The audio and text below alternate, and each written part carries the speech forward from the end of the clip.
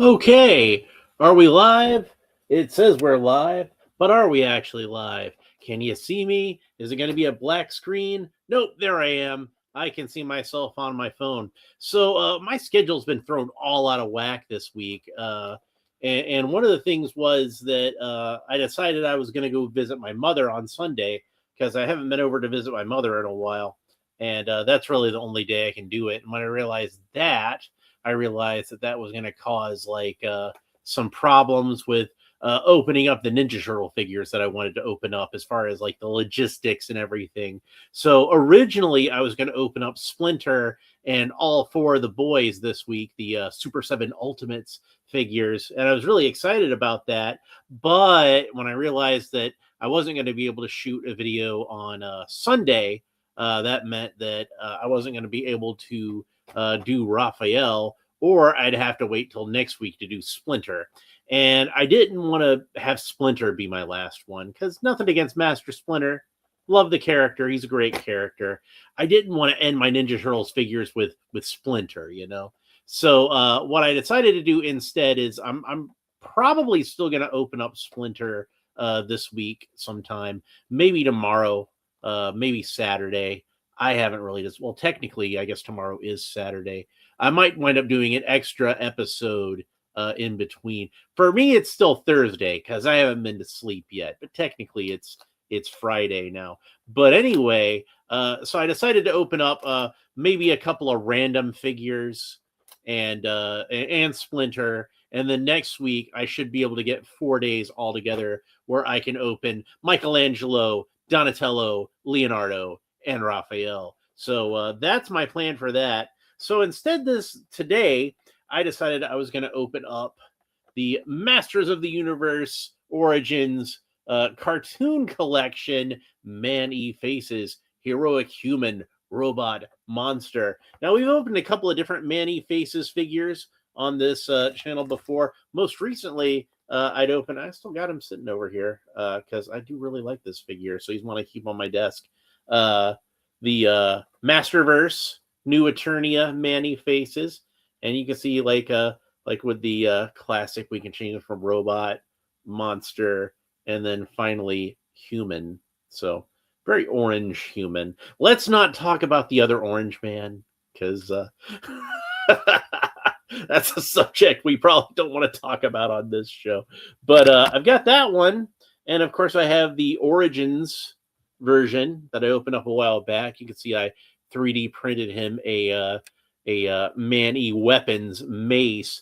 His laser blasters in the big box of stuff down there. I know I ran across it the other day while I was digging for something, but unfortunately when I got Man-E he was not the original Man-E he was not the Man-E weapons version, but I've always been fascinated by the Man-E weapons, so I decided I was going to 3D print some of those weapons, and all of them that I printed for him. I like the mace the best. I just think he looks badass with that mace.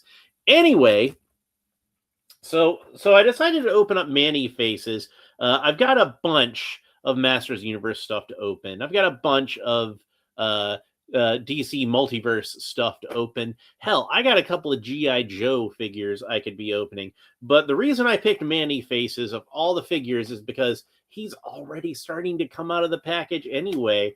And his comic book actually did fall out on me earlier. I stuffed it back in there. But yeah, I didn't want to lose the comic book.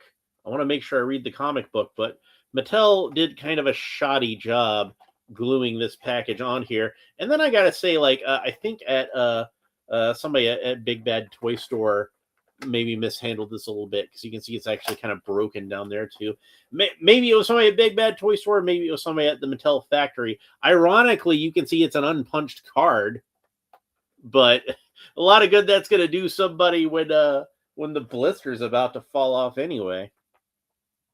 And I was going to try to do one earlier in the afternoon, and it was thunderstorming really bad, and I didn't want to take a chance on starting a video with, a thunderstorm going on and potentially losing power in the middle of it. So I'm like, screw it. I'll just do it later. And here we are. So anyway, this entire wave I don't have any figures from this yet. This is the first figure from this wave that I've gotten.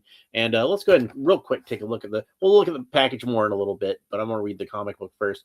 But I do want to show the cross-cell artwork where we got Man-E-Faces, Hordak, and Triclops. And I don't have any of these, which is weird because I really like Triclops. So you would think I would have picked him up at least, but I did not. And Man-E-Faces apparently does not come with any kind of accessory at all. I don't see any kind of. He certainly doesn't come with his blaster. We're going to talk about that in a minute. And he does not come with any other accessories, it looks like, that are specific to this figure. But let's go read the comic book before we do anything else. And you can see, like, the artwork. It's that She-Ra-centric artwork, even though it doesn't really make a whole lot of sense on Man-E-Faces, because I don't believe he ever appeared on She-Ra. But I guess it's just because that was the artwork they were using on on this wave. But honestly, the only She-Ra figure from this is Hordak himself. Man-E-Faces, I don't think ever appeared on She-Ra, and Triclops, I think did show up in Secret of the Sword at least. But even still, that's just kind of like tangentially borderline, you know. Anyway, let's go ahead and read the comic book. So we got this really nice splash panel here with She-Ra and Bo, and they're facing off against Grizzlor and Catra, and Imp is back there, and Hordak looming in the background, looking all menacing. And it says, both Eternia and Etheria lie in peril as Hordak, more powerful than ever, exerts his dominion. The Crystal Castle, with She-Ra and her allies, are besieged by the Dark Lord's armies. Before his consolidation of power, excuse me, for a torturous eternity, Hordak was exiled into Spondos, a demonic hell-ridden plane. It's kind of funny how like this is like a kid's toy and comic, and they'll still have words like hell in there. But we didn't have that back in the 80s. But anyway, you see Hordak like saying, "Dark Lords, free me, and I will give you the ultimate prize, Eternia." On Hordak's homeworld of Horde Prime, for their backing, he promised Etheria escape. He said Eternia. Is it Eternia or Etheria? Make up your mind, Hordak. Escape was nigh impossible until he encountered the Overseers, ancient beings who opened the dark dimension, allowing his return for a price. So I guess they're kind of like the old ones, Eldritch Abominations. We got a really cool shot here of Triclops on Night Stalker, I believe is the name of the horse. He looks really cool on Night Stalker. Usually Night Stalker winds up getting paired off with Jitsu, I guess, to match how Stridor often gets matched up with Fisto. But yeah, Triclops. Now I really want to get a Night Stalker, even though I wasn't really that interested in getting Night Stalker before, but now I really want one. Anyway, with Etheria besieged, the causeway linking the worlds jammed, Hordak is now free to turn his gaze to his most vaunted desire. And then Triclops says, "Whoa, Night Stalker, calm down. It's just a tide of fog." Is it? "Night Stalker, come back." So you see the slime all over the place, and it looks like it's almost forming like a monster that's reaching at Triclops with its claws. And then you see the Sorceress down here with He-Man, Man-at-Arms, Man-E-Faces, who does come with a blaster, and a nice shot of Teela in the foreground. And a little shot of He-Man, a steely-eyed glare there. That's nice. And then the Sorceress says, "Masters, beware! While Hordak is laying siege to Etheria, he has a nightmare invasion force which has arrived on our heels." And then He-Man says, "We shall be ready to the battlement of Grayskull." And then we have Hordak and the Slime Pit and Modulok and Leech. And Triclops has been captured by some Horde troopers. And Triclops says, "No, Hordak, spare me. Bring forth my latest guinea pig." And then Leech, I think it's Leech, says, "Your wish is my command." And then Triclops gets slimed, and Hordak laughs. That's how you do a maniacal laugh. Anyway, rise, my slimy three-eyed warrior. We've much work to do. Much work indeed. All is quiet in this idyllic glade until Maws of Doom open. And then we see this guy coming through. And it says, dredging forth from the recesses of Despondos and the Fright Zone, an endless march of ghouls, demons, and beasts, the Nightmare Legion. Oh man, what's going to happen now? So we got the slime pit, and we got some of the widgets here. I guess the widgets made a cameo because they're in the episode that tells of Man-E-Face's origin. We'll talk more about that in a minute. And oddly enough, they've got a bunch of Grayskull weapons. Look like they're colored in silver from the weapons pack. The axe, and Teela's got the silver Grayskull mace, and He-Man is manning the laser cannon. Of course, looking at the laser cannon, it looks like it's colored silver too. So it might just supposed to be that kind of Grayskull beige sort of color, but it looks like it's colored silver. Anyway, across the villages of Eternia, the Nightmare Legion captures innocent civilians for the vats of the Fright Zone. There are worse fates than death, one of which can be found in the slime pits. Yeah, because the slime, for those of you who don't know, it robs you completely of your free will, and then you become like a mindless slave. Jack Kirby once said of his famous DC Comics villain Darkseid, the ultimate adversary of his Fourth World saga, and probably the biggest of all the DC Comics villains, the biggest and baddest. He said that of all his characters he created, Darkseid was the most evil because Darkseid was out to get the anti-life equation, and that would give Darkseid control over the entire universe and rob literally every other being of their free will. And that was what made Darkseid the most evil. And the Slime Pit kind of does that, although it does it one at a time. It doesn't do it over the whole universe. Lone Dragon is here, and he says, "Heyo, heyo, right back at you. Good to see you." Where was I? Oh yeah. So I got off on a tangent talking about Darkseid. That's easy to do with me. Anyway, so Man-E-Faces says Masters, which again annoys me. I don't like it. It's not like a superhero team name. The Masters of the Universe is because like they're trying to be, anybody who takes over the castle becomes Master of the Universe. But anyway, what do you see? And then he turns into a monster for some reason. Doesn't really say why, I don't think. Says, "That's just it. I don't see anyone or anything approaching." Little did He-Man and the Masters realize that it isn't Grayskull that Hordak craves to conquer the most. Snake Mountain, stronghold of Skeletor, is Hordak's true ambition. There he will capture his greatest trophy. Forward, I'm sorry. I'm almost doing the cartoon Hordak voice, the Filmation Hordak voice. And I like to do the Keith David, the Revelation version, because otherwise it winds up sounding too much like other characters. I'm not skilled enough to make them sound different enough, so I do the Keith David voice instead. Forward, my slime horde. Vengeance shall be mine. To be continued. And I've probably read the comic where it's to be continued because I'm pretty sure I have some figures in the wave that came after this. But then we got Shadow Weaver, I believe you can get me through the night. And oddly, I'm going to say this is a coloring mistake more than anything else.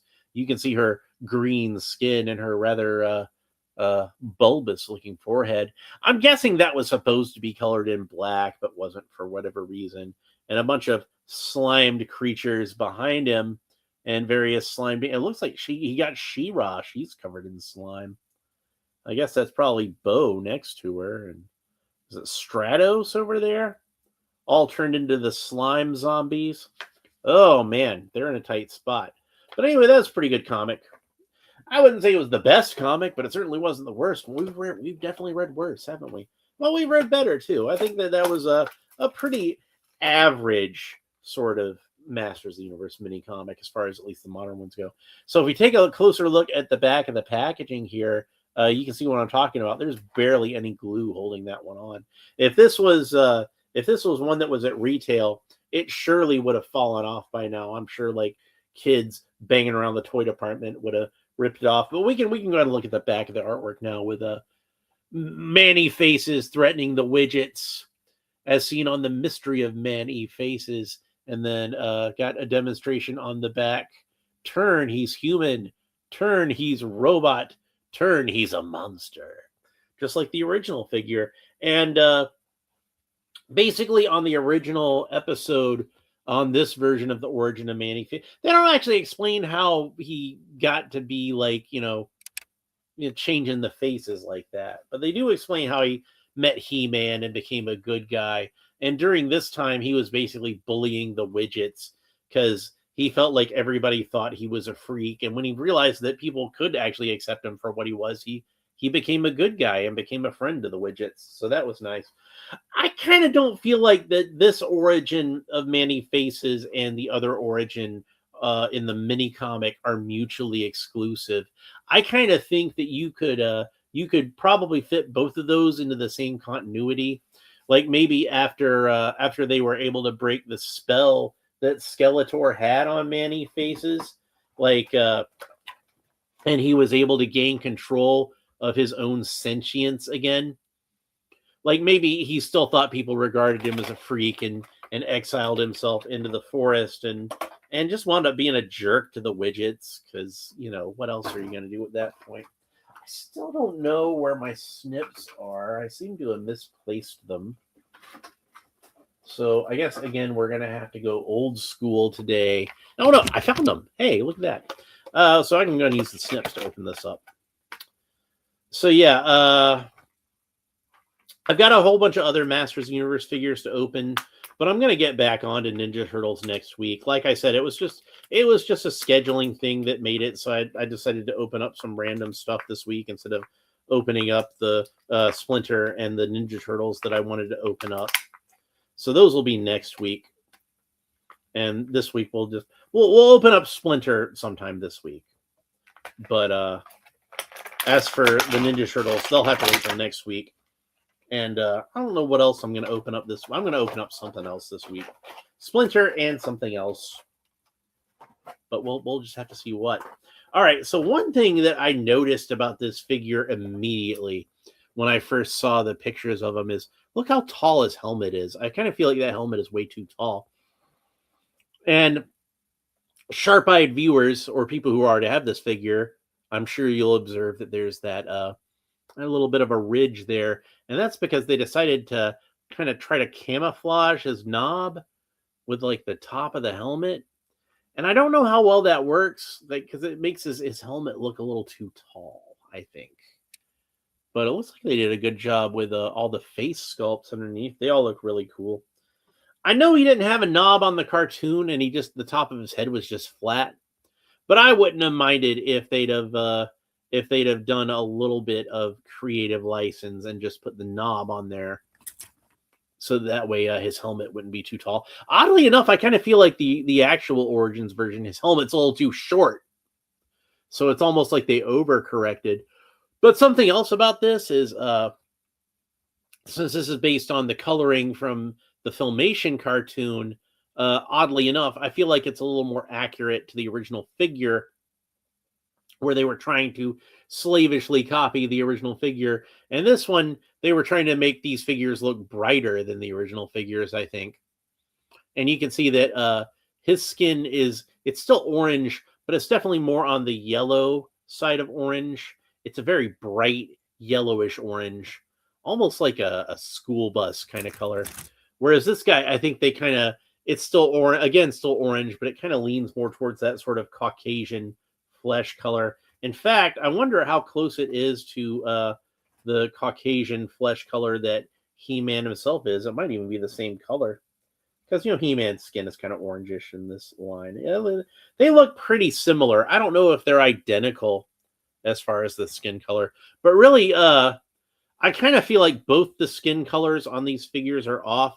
I definitely feel like just the Origins He-Man in general, but especially with the Filmation He-Man, he should have had a much deeper tan skin color. Like if you think about the skin color that the WWE Universe Rock and that figure to me had like the perfect He-Man skin color. And what is it? The guy from Sunman with the yellow outfit, whose name I'm drawing a blank on, like Electro or no, not Electro. What was that guy's name? You know the guy I'm talking about with the weird yellow, like Volt Man or something. I don't remember what his name was. It was some weird, weird Sunman character name. he was definitely one of the weaker of the Sunman figures. I wasn't too crazy about that figure, but I wind up buying him off of eBay a lot because he's fairly inexpensive. And like I said, I like that color tan for skin. I use that on a few customs, and he's cheap. Like you can usually get one for like $15, or at least you could a while back.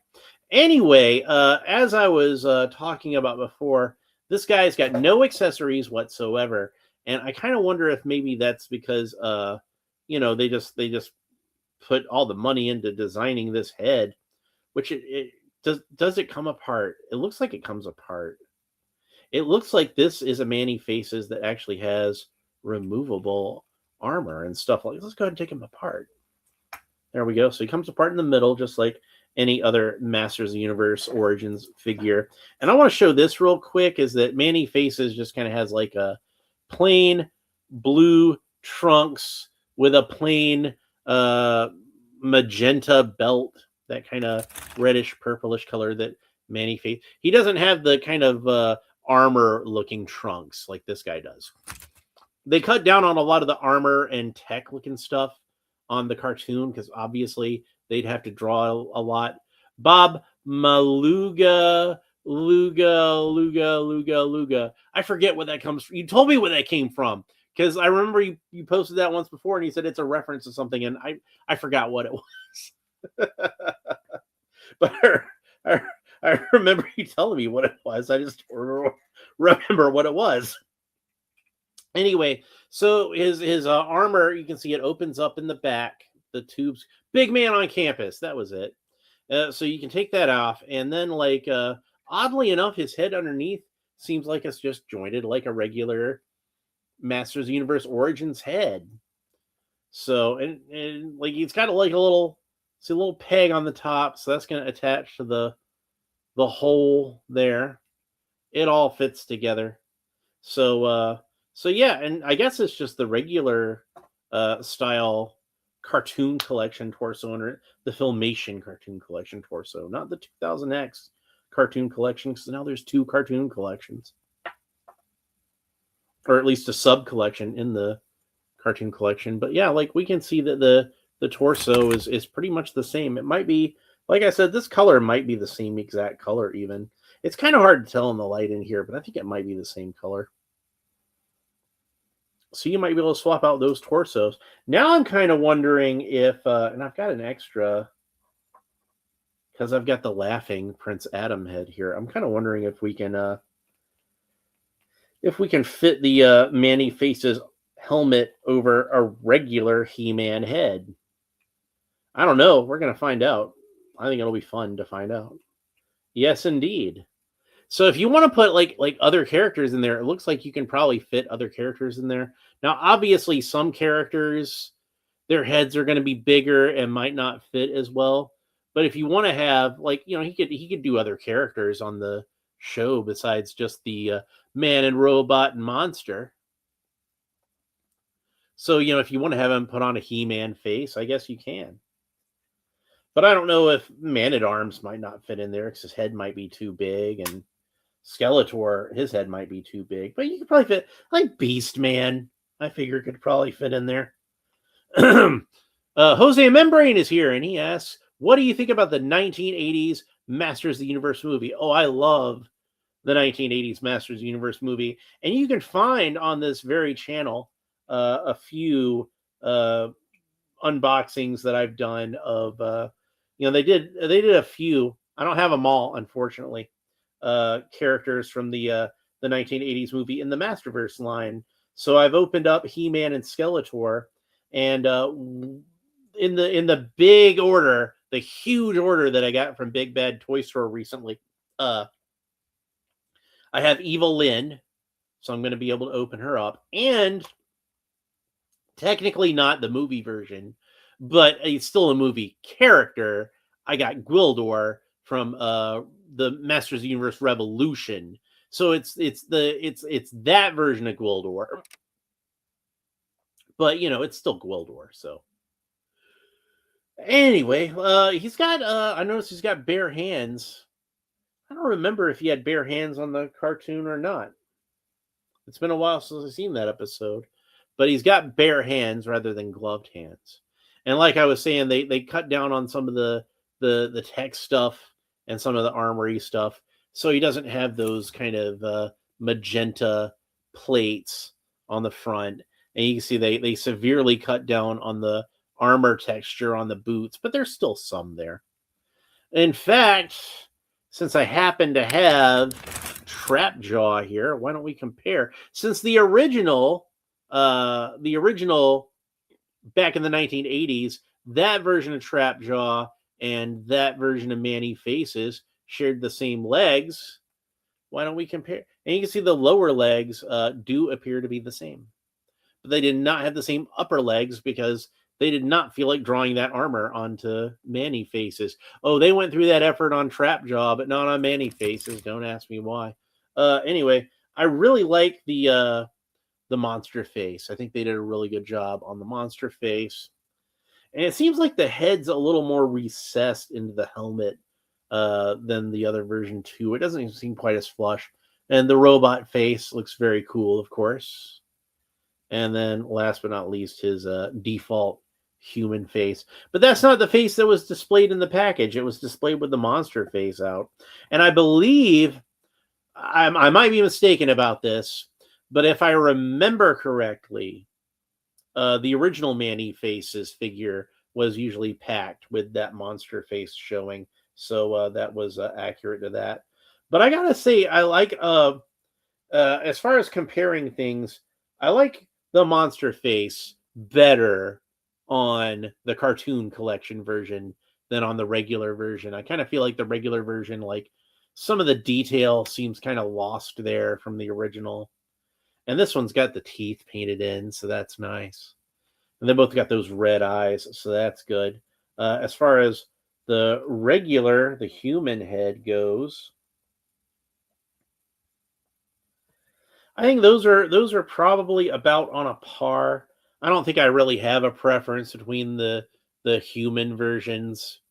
I think those both look pretty good. I do like that the regular Origins version is kind of pouty. He's got that almost like he's scowling, so that's nice. And then the robot. Let's go ahead and have a look at the robot. And there's the two robot versions. But yeah, it seems like his whole head is a lot smaller than on the regular Origins figure than the cartoon collection version.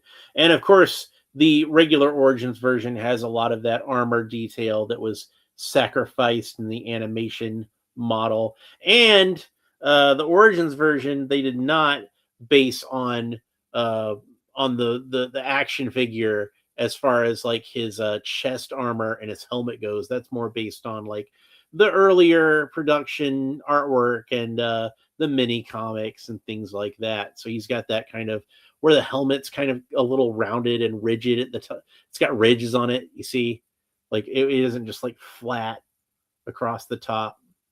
So, and yeah, like I said, this guy comes with no accessories whatsoever. I know I keep harping on that, but I do want to address this. And I've talked about this before, and I'm going to talk about it again. I'm probably going to talk about it every time I open one of these cartoon collection figures.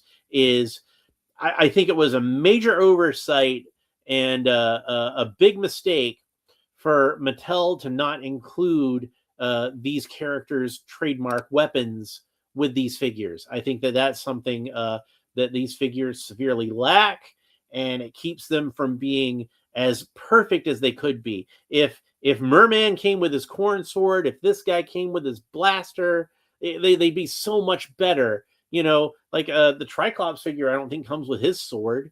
Whiplash didn't come with his spear. And if you're somebody like me that you've got like a 3D printer, you can make all these weapons yourself. It's easy to go on Cults 3D, and you could even go on Thingiverse and find some of them for free, where like people have like scanned in or made their own models based on various Masters of the Universe weapons. But for and I don't care if they didn't use them on the cartoon either, because honestly, I don't remember that stuff. I'd completely forgotten to say that Triclops never had his proper sword on the cartoon. I have no idea. And when they did the Club Grayskull figures, those like that version of Merman came with his corn sword. Why can't the cartoon collection come with the corn sword? Or he came with the trident, and that's pretty cool, but he should come with some kind of sword. Merman came with a sword. Like I want Webstor's rifle, and I want all that kind of stuff. So it would have been a lot cooler. Would have been a lot cooler if you did. Well, yeah, great choice for Lost Weapons. Exactly. Yeah. So yeah, like this guy's a great figure, but he would have been a lot great. He would have been that much greater if he came with his blaster. And in fact, I'll go further because, like I said, I loved the old Manny weapons. The special pack-ins there, even though I never had them as a kid. Mine didn't come with them, but I always thought it was really cool that it did. So some lucky kids got those extra weapons. So having him come with burgundy version of the Grayskull weapons would have been really cool too. But it's a missed opportunity. I said they should have done it with this one. I said they should have given him the Manny weapons set. And of course, like I said, I 3D printed some of my own Manny weapons. So, I had the shield around here too, but I think it fell on the floor. Hopefully it didn't fall under my couch or something. But I need to clean all this crap up anyway. It's getting messy over here. A lot of clutter. I gotta get organized. So I've talked a lot about this figure, but I haven't talked anything about his articulation other than, the little bit I talked about his head. But one thing that this Manny Faces did that I thought was really cool is they actually put in an articulation for his helmet, so you can actually rotate his head. That's not something the original Manny Faces could do. This one, unfortunately, cannot do that. It does seem like his helmet is fixed in place, but I think that that's a good trade-off for actually having the armor be removable. I think that was a really cool little bonus, and it, like I said, it does kind of open up the possibilities as far as you can find other heads to fit under here, like how I was able to get the Prince Adam head to fit underneath here. Like if you wanted to swap out like the Trapjaw head, I kind of think that one might fit. It might not because of the loop at the top, but you can experiment with it. Like I said, there's some heads like I don't think Man-at-Arms would fit in there because he's already got a helmet on, and I don't think Merman, at least the cartoon collection of Merman, would fit because he's got those big fins sticking out the side of his heads. But you can experiment with it and try some different things. Maybe Orko's head fits under there. Who knows? I don't know. But anyway, his arms do rotate all the way around the shoulder, of course, but they do kind of bump in to the tube here, and you can see when I was moving it, it kind of popped out. I did not intend to do that, but technically you can see it does rotate all the way around. And then his arms raise up to the sides about that far. Manny Faces has a single joint of articulation at the elbow that bends in about that far, and then that rotates all the way around. And since he does have this armor plating on his elbow there, it doesn't quite straighten out like as far as like a typical one goes. Where'd I put He-Man? We can see with He-Man his arm will straighten out just a little bit further. It's not that big of a difference, but I noticed it. So somebody else will. I'll go ahead and point it out. Man-E-Faces has wrists that rotate all the way around, and they both have a horizontal hinge on them that moves back and forth. He can rotate all the way around at the waist. Man-E-Faces can kick up about that far. He's kind of muscle bound, so his legs are kind of thick, and he can't kick up that far. He can do the splits, no problem. He has a single joint of articulation at the knee that bends about that far, and then that rotates all the way around. And then his foot can point down about that far, point up about that far. And then that should, in theory, rotate all the way around. But it's going to be kind of a little bit difficult just because of the way the armor's set up there, but you can still get it to do it. This is a great figure. And like I said, my only real complaint about him is that he doesn't come with any kind of accessory. I really feel like they should have had this guy come with the blaster, and I think that would have been a lot better. Just give him some kind of accessory, you know? Why not throw in a blaster? You know, I don't care if he used it on the cartoon. He had it in the toy, in the original figure. Go ahead and give him that blaster. It would have been fine.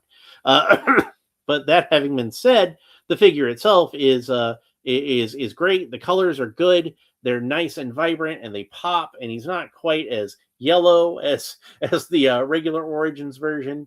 You know, I do, again, nitpicking. I do think the helmet is a little too tall because of the way that they. I think it would have been. I would have preferred it, whether it's accurate or not. I would have just preferred having that purple knob up there. I think that would have been fine. Jose Membrane says, I want to see if Orko ends up in the new 2026 He-Man movie. I will cry. You know, I've said this before when we've talked about this on this show, is like, I will be shocked, absolutely shocked, if Orko is not in that movie. Like, even if it's just like a little cameo, I can't imagine a world where they would make a new Masters of the Universe movie and not have Orko in it. That to me is utterly and in all ways inconceivable. Lone Dragon says he prefers purple knobs. Yeah. Well, it's better. It's it's better than just being completely flat, isn't it?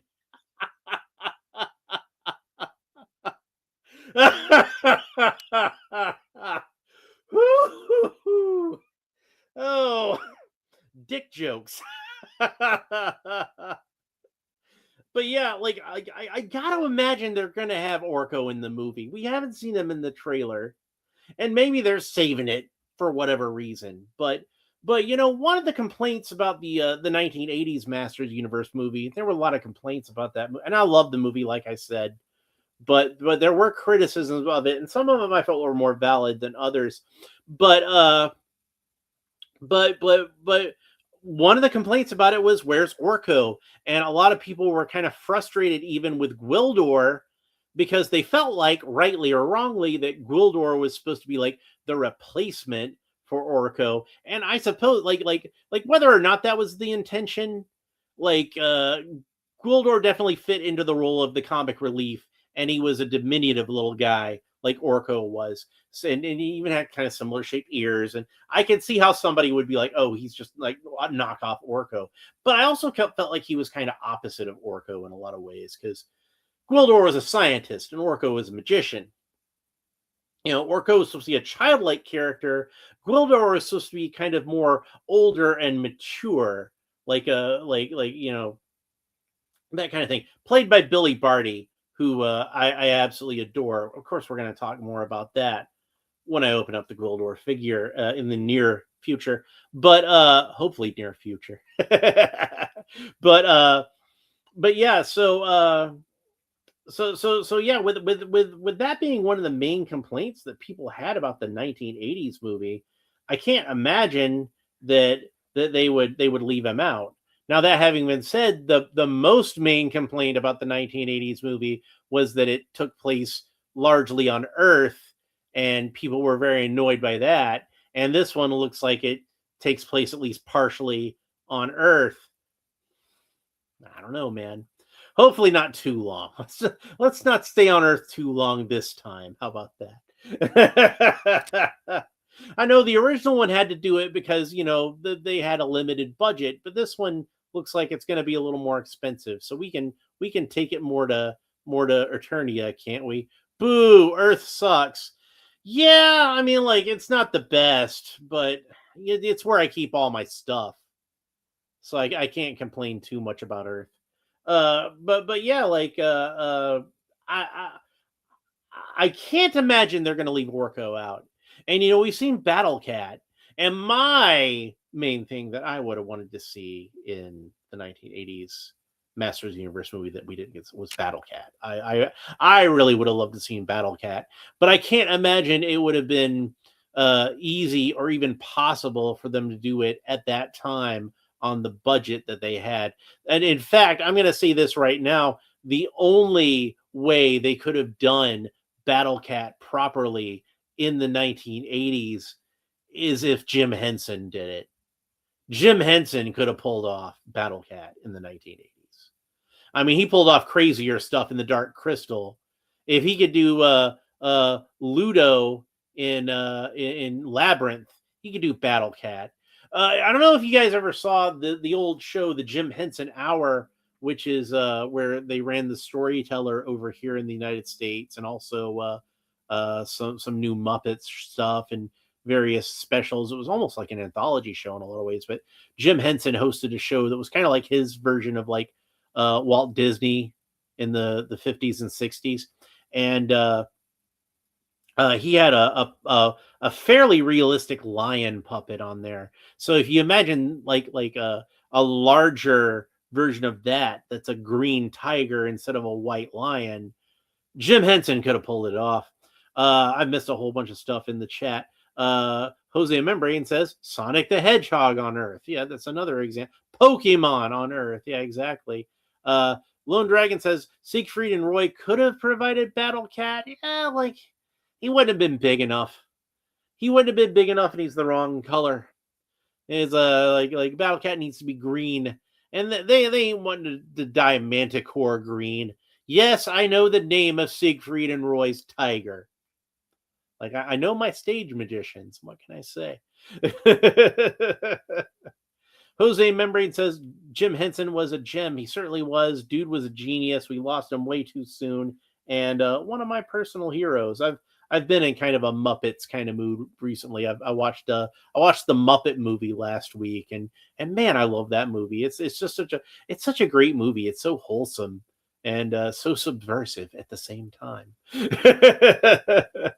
One of my favorite parts in the Muppet movie is Steve Martin when he has his cameo as like the really sarcastic waiter. Man, that's some good stuff. It's I remember seeing a meme a while back where they were talking about like Michael Caine was great in the Muppets Christmas Carol because he treated all the other Muppets like real actors, and Tim Curry was great in Muppet Treasure Island because he treated himself like a Muppet. And that is the two best ways to deal with the Muppet. You either act like they're real with you, or act like you're a Muppet. That's the way, one or the other. There's no in between. And Steve Martin was definitely, he was acting like he was a Muppet. And Mel Brooks also was acting like he was Mel Brooks is hilarious in that. And when I saw that when I was like a really little kid, I was like 3 years old, I think, when I saw that movie. My dad took us to the theater and we saw it. That's probably the first time I ever saw Mel Brooks in anything, and now he's one of my heroes. He shortly would become one of my heroes in real life when I would see Blazing Saddles and Young Frankenstein and Spaceballs. That was where I became a big fan of Mel Brooks. But the first time I saw him was in the Muppet movie, and he played a villain, and I think too young to understand he was even supposed to be a funny character. So I was genuinely terrified of this mad scientist character that was gonna brainwash Kermit the Frog. And I'm like, oh no, Kermit! And Dad's like, it's just a movie, Alan. He's fine. He's gonna get out of this. Jose Membrane says, love Mel Brooks, Spaceballs. Yeah, Spaceballs was definitely one of my favorites. Lot of great movies Mel Brooks has done. A lot of great movies. I think my favorite of his is Young Frankenstein. but that might even be my favorite Frankenstein movie. Lone Dragon says, "Fine, get a liger from the zoo, plenty big enough." Hey, like my main worry is painting that thing green because that's what killed the tiger. They painted him black on Beastmaster, and they say he got sick from it. Lone Dragon says, "I was all about Mel Brooks as a kid and Richard Pryor." And hey, Richard Pryor was in the Muppet movie, and he's pretty funny in that, where he sells Gonzo the balloons. Man, there's a lot of good cameos in that movie. I was talking with my friend Bob on Facebook earlier, and I forget. I think it was because I posted a memory where it came up, and we were talking about the Muppets and the episode that Milton Berle was on, and we were talking about Milton Berle for a little bit, and he was talking about how Milton Berle wound up getting himself banned from Saturday Night Live, and I'm like, well, the Muppets must not minded him so much because they had him back for the Muppet movie. Of course, they didn't like having the Muppets on Saturday Night Live either, but that's a whole nother thing. Spaceballs 2, the search for more money is finally on the way, says Jose Membrane. And Lone Dragon throws Leslie Nielsen onto the list with Mel Brooks. Yeah, Leslie Nielsen, that guy, of course, Airplane, Naked Gun. I was a fan of his for a while. And he eventually worked with Mel Brooks, too, on Dracula Dead and Loving It, which I love Dracula Dead and Loving It. It's not Mel Brooks' best movie, let's be honest. But Dracula's like one of my favorite characters anyway. And I still thought it was a really funny movie. It's not as great as Young Frankenstein, but it's still fun. I still enjoy it. But yeah, like the funny thing is, like, Leslie Nielsen originally, he was a very serious dramatic actor, and he's in one of my favorite movies that Leslie Nielsen is in before he was a comedy actor, was Forbidden Planet, and he basically plays the prototype for Captain Kirk later on Star Trek, because Star Trek was very much inspired by Forbidden Planet. But he's like this, serious, straight-laced space captain on that one, and he's awesome. And everybody nowadays thinks about Mel Brooks as being a comedy actor, but of course he got to start doing comedy in Airplane. And the thing that made him funny in that was he was playing it like it was a serious movie. And he wanted to do the kind of thing like he did later on, where you kind of mug for the camera and that kind of stuff. And he's great at that. Don't get me wrong. But it wasn't what they wanted out of him in Airplane, and they had to tell him, dude, no, it's like you got to play it serious. That's what's going to make it funny. But they let him do a little more of the actual comedy, not just the deadpan stuff, but that kind of stuff. Once they got to Police Squad and Naked Gun and all that kind of stuff, and that was when he really became like a comedy performer, I think, was with Naked Gun. Lone Dragon says, take him to his room and give him a you-know-what. No, not another animal. Man, Peter McNichol was great on that. That guy, like, and if you're like me and you're a fan of the original 1931 Dracula movie with Bela Lugosi and Dwight Frye as Renfield, he's doing such a spot on impersonation of Dwight Frye as Renfield. He's just fantastic in that. And then he brings it to like a whole nother level with the comedy. Like he's just a funny guy. Like I think most people my age, like Peter McNichol is probably best known for Ghostbusters 2. Like, he's done a lot of stuff, but I think for people my age, we probably mostly think of him for Ghostbusters 2. But another movie that I loved with Peter McNichol in it when I was a kid was Dragon Slayer. If you guys ever saw Dragon Slayer, that's a great movie where he's in that, and he plays a sorcerer's apprentice who's trying to kill a dragon. And that's a really dark movie. It's kind of like a subversive fairy tale. Yeah, see, you know what I'm talking about. Lone Dragon, of course, would know Dragon Slayer because the whole dragon thing. but man, he's great in that, and he in that, like, when he's younger, he actually kind of resembles Mark Hamill a little bit, and I kind of wonder if maybe that was part of what got him cast. Was hey, he looks kind of like Luke Skywalker, and this is a character who's kind of Luke Skywalker ish, but but kind of turns that archetype on its head a little bit. The whole hero's journey thing. Like that movie was really good because it had a lot of like subversive elements as far as the whole fairy tale thing. Like it's without spoiling too much for anybody who hasn't seen Dragon Slayer. It's not exactly a movie where the knight saves the princess from the dragon and they live happily ever after. It does have a happy ending, but it's not the kind of happy ending you expect out of a fairy tale. I think that's kind of one of the things I like about it. The knight's a bad guy. Uh, the real hero of it, like I said, is the sorcerer's apprentice. The king's a bad guy. Like and the big battle at the end is uh, to me what that movie is really about is magic sort of leaving this world and it becoming a world that's much more mundane. That's kind of a theme that goes through that whole movie that I think is really interesting. And but there's still a little bit of magic left in the world, I guess, at the end. Again, not to spoil it too much, but yeah, definitely if you haven't seen Dragon Slayer, check that out. It's a great movie. Jose Membrane says, let's bring comedy back. People nowadays are so hurt with funny comedy. Yeah, well, it's a sort of thing where it's like, I think certain people are afraid to offend other certain people, and certain people I think take things a little too seriously as far as the comedy goes. I think we got to learn to laugh at ourselves a little bit more, and maybe if we get a little bit more comfortable with certain things, we can get to that point where we're a little more comfortable laughing about things. As it is right now, and I don't want to get too heavy or too political or anything, it seems to me like the way the world is right now is everybody's at each other's throats because of differences of opinions, and everybody thinks that like you're just the most evil person in the world if you disagree with some of this stuff, and that you literally want to kill people or whatever. And I don't think anybody wants to really kill anybody. Like, really, do we? Not any normal people. Maybe if you're like a complete psychopath. I'm not a complete psychopath. I'm just like a slight psycho. I'm just enough psychopath to be fun. Lone Dragon says, Dracula, Dracula, Dracula, scheduled.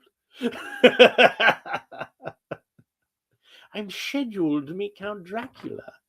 Oh man, I like the part where the brides of Dracula, and it's weird to me. One of the things that's odd to me about that movie is there's only two brides of Dracula. Why not go all the way out and get three brides of Dracula? There's supposed to be three of them. Horror of Dracula, as we call it here across the pond, and in the UK, the first Christopher Lee Dracula movie was simply called Dracula. But here in the United States, we called it Horror of Dracula. That one only had one bride of Dracula. So I guess they did at least twice as well as the Hammer version, but only 2/3 as well as most other versions. But yeah, I like the part where the brides of Dracula are attacking Renfield in his bed, and he's like, no, this is wrong, this is wrong, this is wrong. And then he just finally just gives into his wrong me. Jose Membrane says, no, we are normal enough to enjoy the good things in life. Yeah, just normal enough, but just weird enough. You got to have that right amount of balance. Like I said, I try not to take certain things too seriously. I try to let certain things slide these days. Like, wrong my brains out. Yes, that's exactly it. but yeah, like sometimes comedy is supposed to be offensive. Sometimes you're supposed to laugh at something because it's offensive. Like you realize it's wrong. Like a character that is supposed to be offensive. You know what I mean? Like Michael Scott on The Office, a lot of the times does something that is just horrible, and you laugh at it because it's horrible. You don't necessarily think it's an admirable quality that he be, kind of Attack of the Rotting Tomatoes. Yeah, that was a movie that I watched when I was a kid, and I thought it was pretty funny. And then I went back and watched it as an adult, and you realize there's a lot of humor that you don't catch in it when you're a kid. Like the song that kills the Killer Tomatoes is called Puberty Love. So I didn't get that joke until I went back and rewatched it as a teenager, and I knew what puberty was.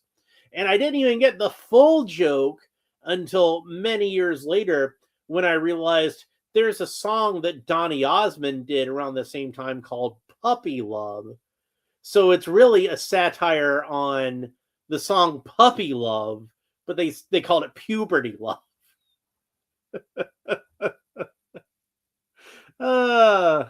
The part where the guy disguises himself as I liked this part when I was a kid. Even it's the kind of joke a kid could love, and I still love it. But where the guy's disguised as one of the Killer Tomatoes and he's infiltrated their ranks, and the thing that gives him away is when he asks, "You guys got any ketchup?" The part where it's like the scene in the library and the narrator says, even just mentioning the word tomato sends people into a panic, and that one guy looks directly at the camera and says tomato, and everybody just runs away in terror. I need to watch that movie again sometime soon. That was one I remember enjoying a lot when I was a kid.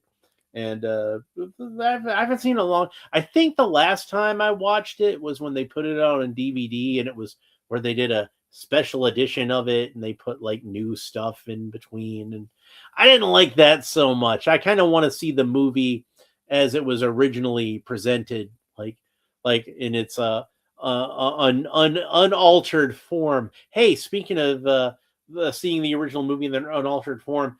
I'm wearing my Star Wars shirt. How cool is it that they're finally going to release the original cut of Star Wars again? Finally, after all these years, the thing that if I owned Disney would have been the very first thing I would have done. They're now finally doing.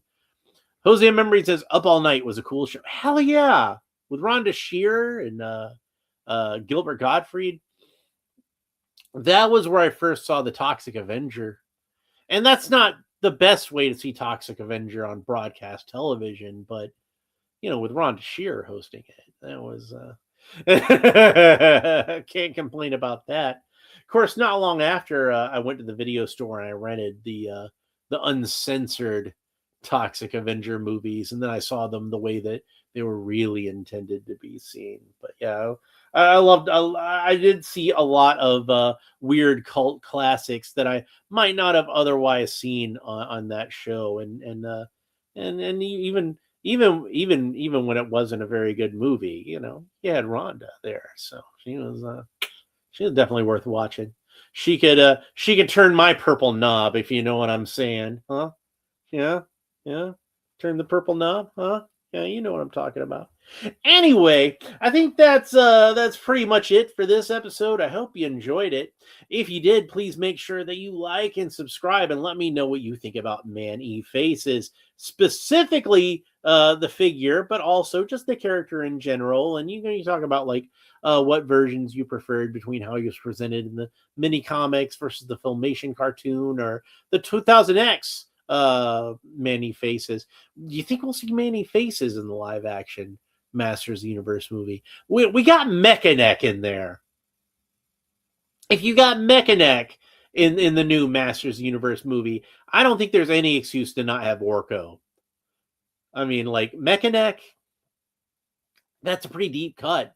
But hey, I've got Mekaneck figures coming up because I got the Turtles of Grayskull Mekaneck, and I finally got Mekaneck on the Road Ripper. Oh, I'm sorry, the Ground Ripper. I don't know why they had changed the name of it. Jose Membrane says Elvira was a good host. Also, she certainly was, and one of my big crushes when I was a kid. There's a reason I like the Goth Girls. Couple of reasons. Elvira. But yeah, make sure you like and subscribe. because YouTube likes it when I say like and subscribe. So I like to say like and subscribe. Leave a comment because I like it when you leave comments. It's always nice to have people in the chat like Jose Membrane and Lone Dragon and Captain Have Fun and Blue White Mario and all of you folks. You all know who you are. Like my Aunt June. I haven't seen my Aunt June on here in a while, but hopefully she's still watching. But Manny Penises is the prawn version. Man, I don't even want to imagine the porn version of Masters of the Universe. That'd be some scary stuff. Come